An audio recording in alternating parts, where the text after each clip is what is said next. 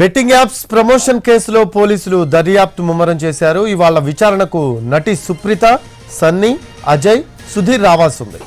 పోలీసుల నోటీసులు అందుకుని ఇమ్రాన్, హర్షసాయి దుబాయ్ పారిపోయినట్లు తెలుస్తోంది. నిన్న విచారణకు విష్ణుప్రియ, రీతు హాజరయ్యారు. విష్ణుప్రియను 10 గంటల పాటు, రీతుని 6 గంటల పాటు పోలీసులు విచారించారు. 25న మళ్లీ రావాలని సూచించారు.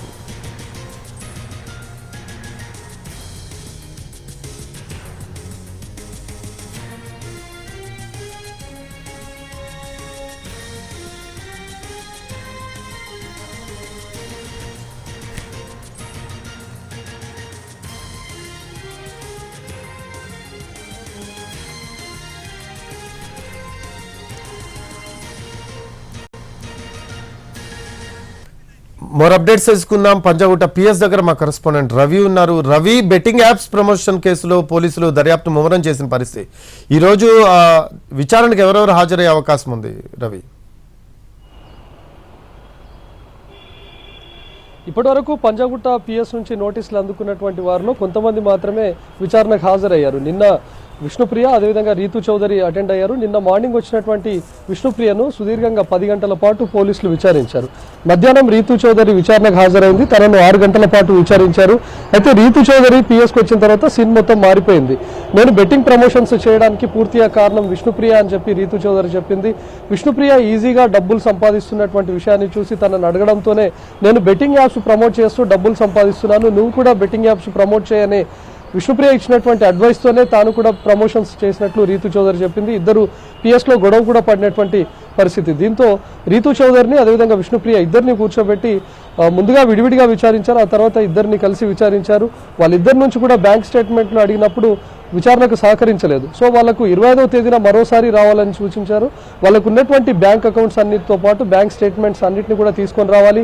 బెట్టింగ్ యాప్స్ ప్రమోషన్స్లో ఎంత మేర మీరు డబ్బులు తీసుకున్నారు, ఒక్కో వీడియోకు మీరు ఎంత ఛార్జ్ చేశారు, ఆ డబ్బును ఏ అకౌంట్లోకి ఏ సంస్థలు ట్రాన్స్ఫర్ చేశాయి, బెట్టింగ్ యాప్స్ ట్రాన్స్ఫర్ చేశాయి అనే విషయాన్ని కూడా పూర్తి డీటెయిల్స్తో నెక్స్ట్ టైం విచారణకు రావాలని చెప్పి 25th డేట్ కూడా ఇచ్చారు.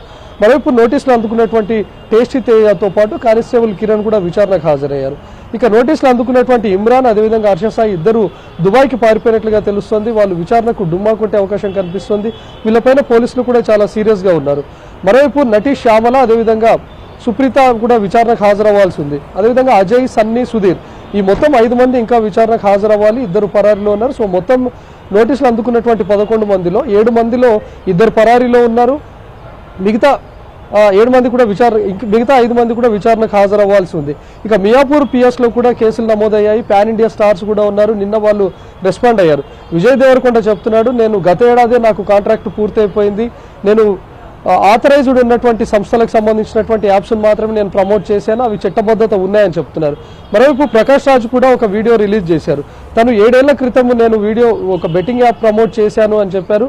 ఆ తర్వాత అది బెట్టింగ్ యాప్స్ వల్ల చాలామంది నష్టపోతున్నారనే విషయాన్ని కూడా తెలిసి బాధపడ్డానని చెప్తున్నారు. ఆ కాంట్రాక్ట్ను మళ్ళీ తిరిగి స్టార్ట్ చేయాలి, లేకపోతే ఆ కాంట్రాక్ట్ను తిరిగి సైన్ చేసుకోవడానికి వచ్చినప్పుడు నేను రిజెక్ట్ చేశాను అనే విషయాన్ని కూడా ప్రకాష్ రాజ్ చెప్పడం చూసాం.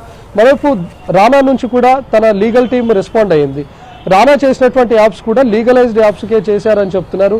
వీళ్ళిద్దరూ ఇచ్చినటువంటి దానిలో కామన్ పాయింట్ కూడా ఒకటి ఉంది. వాళ్ళు ఏ యాడ్ చేసినా లేకపోతే వేటిని ప్రమోట్ చేసినా సరే అవి చట్టబద్ధత ఉన్నాయా లేదా అనే విషయాన్ని పూర్తిగా క్లియర్గా చెక్ చేసుకున్న తర్వాతనే వాటిని మేము అడ్వర్టైజ్ చేయడం కానీ ప్రమోట్ చేయడం కానీ చేస్తామని చెప్తున్నారు. సో వీళ్ళు ఇప్పటికే రెస్పాండ్ అయ్యారు. వీళ్ళకు నోటీసులు ఇచ్చే అవకాశం కూడా ఉంది. మాదాపూర్ డీసీపీ కూడా చెప్పారు, వాళ్ళకు కూడా నోటీసులు ఇస్తాం, త్వరలో వాళ్ళని కూడా విచారణకు పిలుస్తామని చెప్తున్నారు. Rafi, thanks for updates Ravi. Right, అది ఇవాళ సుప్రీత, సన్నీ, అజయ్, సుధీర్ రావాల్సి ఉంది. చూడాలి మరి ఎవరెవరు వస్తారు.